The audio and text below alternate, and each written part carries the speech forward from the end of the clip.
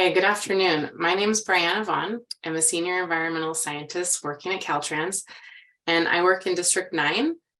This first slide is an aerial view of Bishop, California. It's basically the hub of District 9 and the only city, basically incorporated city in all of Inyo County. So I've been asked to share why salary increases are needed to attract, motivate, and retain qualified scientists to protect the abundance of natural resources in California's rural environments. So what does rural California look like? I'm going to give an example using Inyo County, the largest county in our district. It is the second largest county in California with over 10,000 square miles. We have the second lowest population density in California with just over 19,000 people. You do the math, and that comes out to only 1.8 people per square mile. While we don't have a lot of people, we do have an abundance of environmental resources. And I would like to just point out that District 9 only has 10 environmental scientists for the 16,465 square miles that it encompasses. And that calculates out to 6 thousandths of a Caltrans environmental scientist per square mile throughout the district. So we are spread very thin out here. What does rural California look like? Ask a scientist and they'll tell you that rural California is beautiful. On the left-hand side of the screen, the upper and lower pictures are both of Death Valley from the flood event that happened in August of 2022. The bottom shows an archaeologist and a biologist working with the National Park Service hydrologist.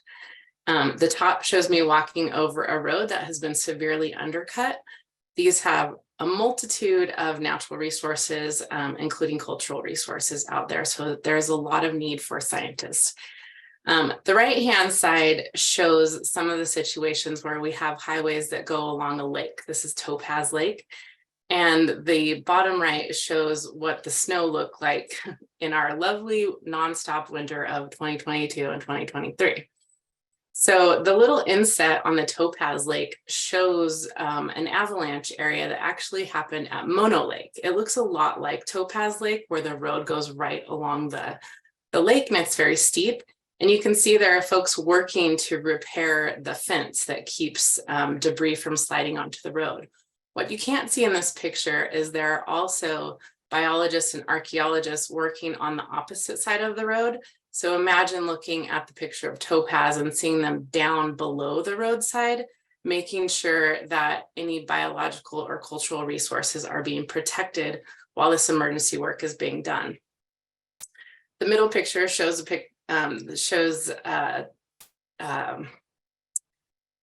this is the road to Yosemite, the pass, and this was taken a week ago. And so you can see there's a lot of work being done. Just above that is a picture of a machine that moves a Joshua tree over in the Alancha Cartago project. It's one of the largest transportation projects currently going on in the state. And then you can also see a Mojave Desert tortoise. Hopefully whoever took the picture saved them right after they took that. So some of the resources that we're protecting. The bottom picture with the fall colors shows the road to Sabrina. You can see it's a really lovely road. It's recently been paved. While you can't always see the environmental scientists out there, we always have to do environmental clearance related to these projects. So we are always involved. So does rural mean lower cost of living? I did a little search on the Vaughan Safeway website last week. And whether you're in Bishop, Sacramento, Los Angeles, or San Diego, a gallon of milk costs $4.99. So it's same in all those places. I also use the gasbuddy.com website to find the lowest price of gas in those same cities. And Bishop came up with $4.99 a gallon, and all the others were lower, with Sacramento coming in at $3.89 a gallon. I often say that we live on an island surrounded by land. We are very remote, and getting services and goods out here can be difficult and costly. I also pulled up some median house prices from realty.com. Inyo County, just over $500,000. is the median house price. Mono County's median house price is just over $750,000. I pulled up some examples here. Mainly what you can see is the estimated monthly cost is a significant amount of our environmental scientists' monthly salaries. You can also see that these houses, while adorable, are old. So whenever I moved into my house, I could feel the wind blowing from one side to the other with all the doors and windows closed. So there is not a lot of new construction out here. So you are probably going to need some work done if you are even able to afford these houses. Currently, some of the environmental scientists I work with that are looking to purchase a house are not able to because second and third homeowners are coming in and buying them up with cash. So they just can't compete. The one below is in Lone Pine, which is actually 60 miles away from Bishop, and it's coming in at under $400,000, so a little bit cheaper, but again, it's 60 miles away, and remember, gas is very expensive over here. So here's some disadvantages of living in a rural area.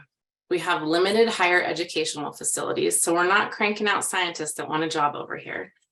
We have lack of public transportation options, or no internet service, restricted access to quality healthcare. If you need a specialist, you are planned to drive 200 miles to get to one. You know, whenever you need one, you need them often and not just once typically. We have limited promotional opportunities for our careers. Poverty and unemployment are high. We have inadequate access to goods and services. I can't tell you how many times I have fixed my own refrigerator and dryer because there is no Maytag man to call out to your home here. There are also cultural or social differences that folks living in metropolitan areas are not used to. So I listed the Caltrans vision, mission, values, and goals here, and the folks listed, shown on the right, kind of depict the 10 current ES positions at Caltrans District 9. I also highlighted the environmental aspect of Caltrans vision, mission, values, and goals in green so that you could see that Caltrans does value the environment, as the state does as well. However, if we are not able to pay our scientists what they deserve without that competitive salary, they're going to find better opportunities. And when those actions of the entity, Caltrans in this case, do not align with the values, their goals cannot be reached. And so you can see if we were to lose half of our staff over in District 9, it would be extremely hard to find new staff, then to train them and to keep up with the workload that we have. As I mentioned, we have a lot of natural resources over here. I also wanted to touch on the ES qualifications that California has for archaeologists. They are outdated and need to be updated to provide equity. So an example here at Caltrans, our environmental unit consists of CEQA-NEPA experts, biologists, archaeologists, and data managers. The state's antiquated minimum qualifications for archaeologists make it difficult to hire them as ES specialists. Yet they are scientists working side by side with their scientist colleagues in every sense of the word. Archaeologists are not planners. Archaeologists are scientists, and their educational accreditation should be accepted in the state's ES classification by updates to their minimum qualifications. So CalHR, I really thank you for your time, and I hope that you take this opportunity to provide California scientists the salary that they deserve for protecting, managing, and restoring our state's natural resources for generations to come in the non-parallel manner that Californians have been promised by multiple administrations. Thank you.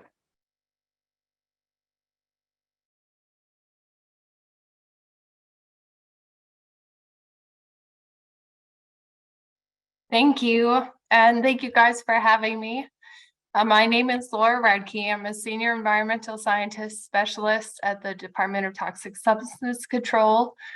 I've been here about 7 years now, and I came in 7 years ago as an environmental scientist, and about 1 year I became a senior ES. Prior to joining the state, I worked with a private environmental consulting company for about 8 years. This slide here is to put DTSC in context with the state. DTSC, along with 5 other agencies, comprises the California Environmental Protection Agency. DTSC's mission is to protect California's people, communities, and environment from toxic substances, to enhance economic vitality by restoring contaminated land, and to compel manufacturers to make safer consumer products. DTSC is comprised of several programs, including hazardous waste, which they give the permits to hazardous waste facilities, safer consumer products, emergency response, who acts in times of fire and flooding more recently, and the site mitigation and restoration program, which is what I'm a part of.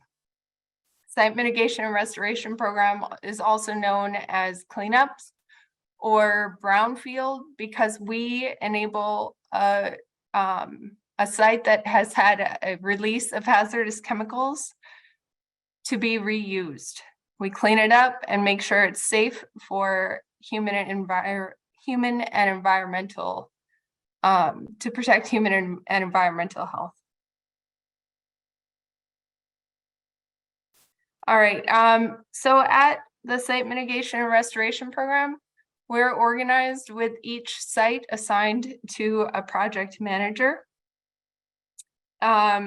This is a interdisciplinary program.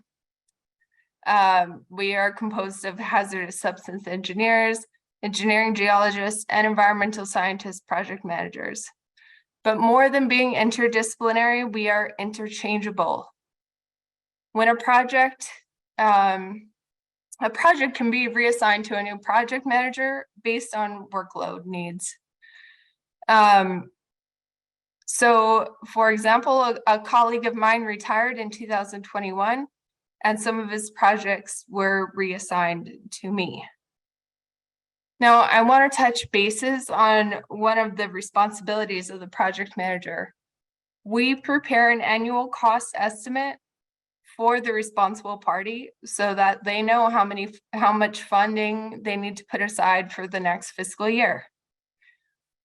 Site mitigation restoration project managers do this by preparing a resource estimate worksheet for the RP for each site at the beginning of the fiscal year. And that resource estimate worksheet is provided to the responsible party. I wanted to explore the scenario that I previously mentioned, where my colleague retired and a couple of his projects came to myself. This colleague was in the engineering geologist classification, and I am in the environmental scientist classification. So this is a screenshot of the actual resource estimate worksheet he filled out for fiscal year 2020, 2021 for his project. And I highlighted the hourly rate that the RP received, $271 an hour. This is the subsequent resource estimate worksheet that I filled out for the exact same project for the fiscal year 2022 to 2023. And you can see the highlighted environmental scientist hourly rate of $189. So once again, that was 271 to 189. The state is giving the responsible party who contaminated this property a 42.4% discount. And for the ramifications of this scenario, when projects are invoiced at differing rates, for example, that difference we saw of 42.4%, if an RP gets that discount, they're probably not upset. They might be happy about that. But the other way around, like when I left my office last year to become a senior, and my projects were reassigned to engineering geologists, a 42.4% markup might open the state to a potential lawsuit.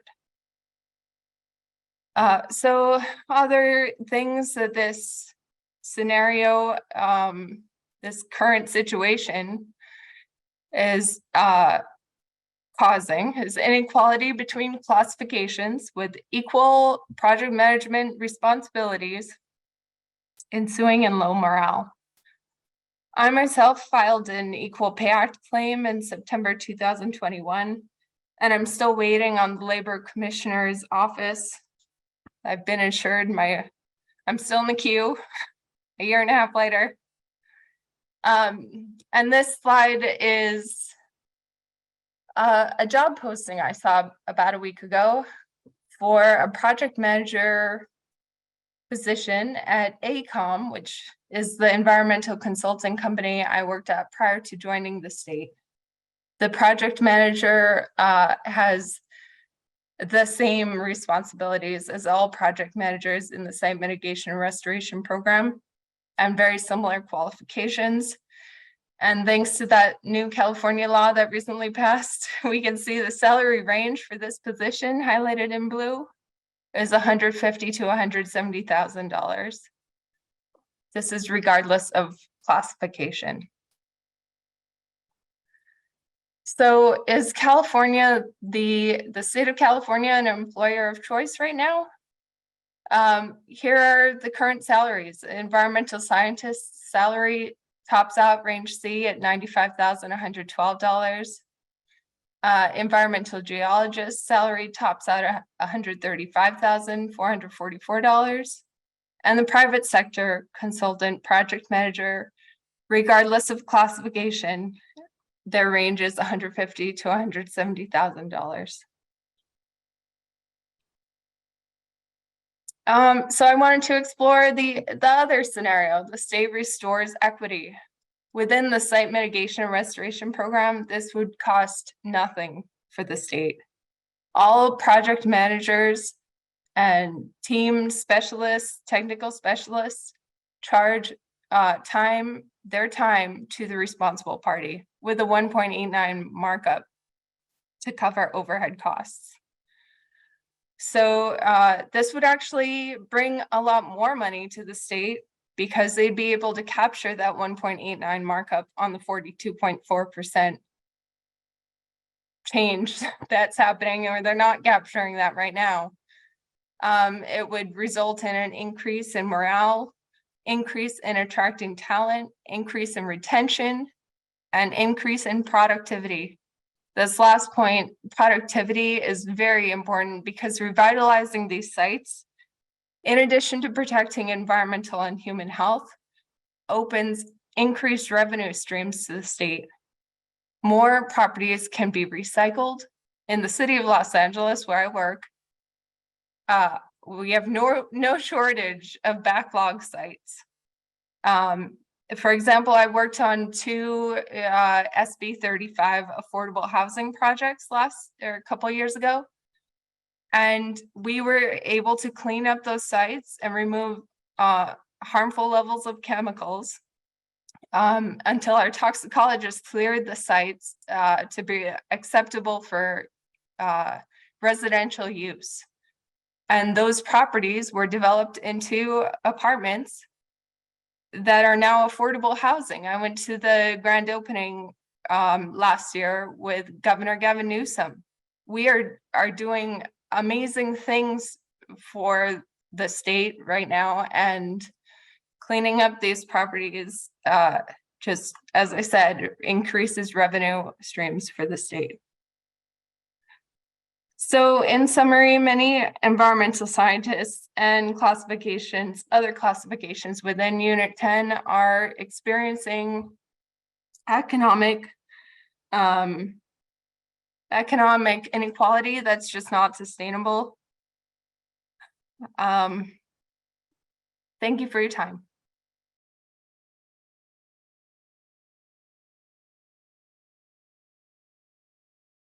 Hello, my name is Dr. Peter Kerr. Good afternoon. I'm a scientist with the CDFA, the California Department of Food and Agriculture. CDFA is responsible for protecting California's agriculture, horticulture, natural resources, and urban environments from invasive plant pests and diseases. This core mission protects California's position in the global economy and keeps California healthy and prosperous. California agriculture is a $49 billion industry. In order to fulfill this mission, early detection of invasive agricultural pests and diseases is vital. This is accomplished through an operation of many statewide detection programs. This effort amounts to over 350,000 samples on average per year. Which of these samples are a danger to agriculture? This is a critical point. Each sample must be determined whether it is a pest or not. Once this determination is made, the appropriate regulatory actions can be taken, specifically suited for that pest or disease. These regulatory actions include quarantines, delimitation and intensified trapping programs, eradication projects, commodity seizure, and other actions. These actions are frequent and ongoing, and often entail budgets of multiple millions of dollars. Once a pest or disease is determined, many different regulatory agencies get involved. These agencies include the USDA, multiple agencies within the CDFA, county agricultural commissioners' offices, and others. Detection leads to intensified actions that further feed into the system. Growers, markets, and international trade are directly impacted by these regulatory actions. But who decides at this critical point? Who determines what is a pest and triggers the appropriate regulatory action? All of the samples of suspect pests are sent to one place, the Plant Pest Diagnostics Lab in Sacramento. Oops. These samples are carefully processed by staff and given to scientists. There, the scientists in our lab inspect each sample. We are a small group of 16 research scientists. Each of us have attained a high degree of academic and professional achievement. 15 of us have PhDs. We are legally liable for the identifications that we make. It's not a trivial matter to make an identification. This requires a high level of expertise and experience. As an example, fruit flies are just one group that we receive. In this family, there are more than 4,000 different species. About 350 of these are pest species, including many of the most devastating pests of agriculture. But we do more than make these critical final determinations. We publish original peer-reviewed research of biological and agricultural significance. Our current classifications are outdated and incorrect. We are misclassified. Our duties are most consistent with the Research Scientist 4 classification. We plan and direct original research studies with statewide impact. Results of our work is used in prevention and control programs. We serve as scientific experts on a global level. And critically, decision-making at this level has exceptionally high consequences of error, as I've shown. This problem has already been recognized, addressed, resolved, and approved. It just needs to be enacted. A new parenthetical for an existing class, Research Scientist, Biological Sciences, was created several years ago. This was developed and finalized by CDFA HR, CAPS, management at the Plant Pest Diagnostics Lab, and the scientists all working cooperatively together. This reclassification consolidates 4 classifications into one for CalHR. This is a small group of people and an important priority for CDFA. We must reopen discussions and complete this reclassification. If there aren't qualified research scientists in this pivotal role to determine a sample with absolute certainty, the CDFA cannot operate as a regulatory agency. The entire enterprise falls apart. The modest cost of raising scientists' salaries is an effective insurance policy to safeguard a $49 billion industry. Providing adequate support to these scientists is crucial for ensuring the economic well-being of all Californians. Thank you for your time. I hope my presentation was clear. I'm available for questions, and I'll turn it back to Bianca.